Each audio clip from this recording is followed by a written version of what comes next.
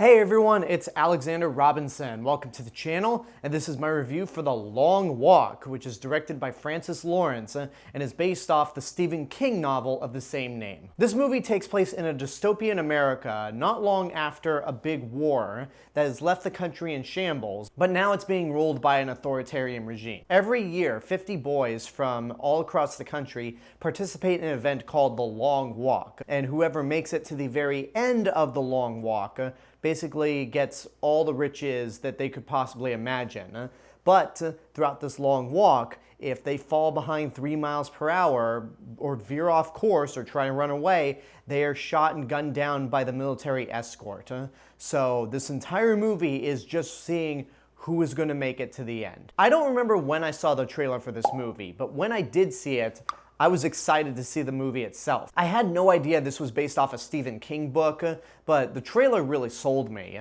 And Francis Lawrence is pretty much perfect for this kind of movie because he specializes in dystopian type films. He of course directed all of the Hunger Games movies except the first one. Even though Catching Fire is the only Hunger Games movie that I actually do like, Francis Lawrence manages to capture that post-apocalyptic or dystopian feel to a T, even with something like I Am Legend, which again, I'm not a big fan of, but he nails the look. And with The Long Walk, this is not only his best movie, but out of all the Stephen King adaptations, this might be my favorite, because the first thing I said when I walked out of that theater, no, not even when I walked out of that theater, once the titles started, was holy shit. This movie will leave you on the edge of your seat from beginning to end, and there's so many things that it accomplishes that a movie like this shouldn't be able to juggle all at once. What I mean by that is that the overall premise of the movie feels very hopeless. All these young boys who volunteer to go out on this long walk to try to win money and get all the riches they want in a struggling economy, but there can only be one winner and the other 49 are basically killed.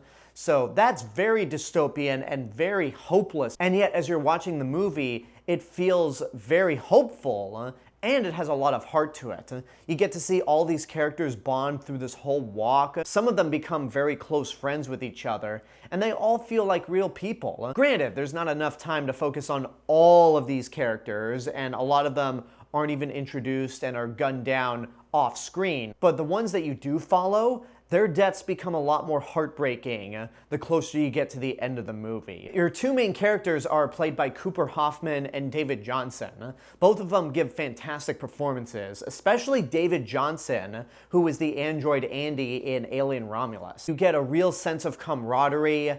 There's a sense of brotherhood between the two of them and the other walkers that they're friends with. The best way to describe this movie is that it's a war movie without the war, because there's that sense of just trekking through the country with a level of uncertainty of who's going to make it out to the end, and yet it gives all these characters an opportunity to know each other, to bond, and they become more than friends. They become brothers at the end of the day. And it's pretty incredible that this movie ends up being very hopeless, yet hopeful, without one tone canceling each other out. All the other actors do a really good job. You have Wang from Karate Kid Legends, which, by the way, I did see. I never got the chance to review the movie, but I did see Karate Kid Legends. It's okay, but he's great in this movie. He is probably the most cartoonish of all the walkers, but again, he feels like a real person. Judy Greer is fantastic as always. She plays Cooper Hoffman's mother, and there's a really gut-wrenching sequence when we get to the third act of the film that once the ending happens, it kind of breaks your heart. Then you also have Mark Hamill as the Major, who might be the most over-the-top actor of the entire cast. That's not to say he's bad at all, because he's actually quite intimidating. Those mirrored sunglasses that he's wearing constantly make him a true menace. But there are admittedly points when he has to deliver some dialogue that's just generic military tough guy dialogue, and sometimes his voice is a little much. Like, there are a few points where you can kind of hear the Joker in his voice, but nevertheless, he's still really good, and the entire movie itself is just fantastic. I can't think of a single thing that I found to be a flaw. The only thing that kind of I won't say is a criticism, but there's a twist that plays out near the end of the film.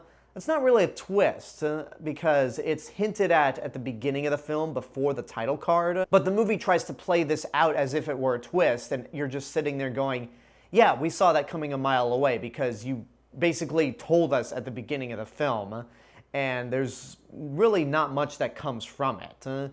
But overall, this is easily one of the best movies of the year, and it's easily going to stick around in my top 10 list. It is worth seeing in your lifetime. I don't know if I'd really watch this again because it's such a rough experience. I was just watching this movie as if I were watching Breaking Bad, where every time something tense would happen, I would just go, but that goes to show you how invested I was. So this is a fantastic movie. I'm really curious to see what the Oscar talk around it will be because I think it is that good. And there you go, that's my review for The Long Walk. I hope you enjoyed it. Thank you guys so much for watching this review. I want to give a special thank you to my subscribers and YouTube members right over here. You guys are the reason why this channel continues to grow every day. And if you want to help to financially support the channel, you can do so via YouTube memberships for as little as $1.99 a month. But until next time, I want to know what you guys think about The Long Walk. Whatever your opinions are, let me know in the comments below.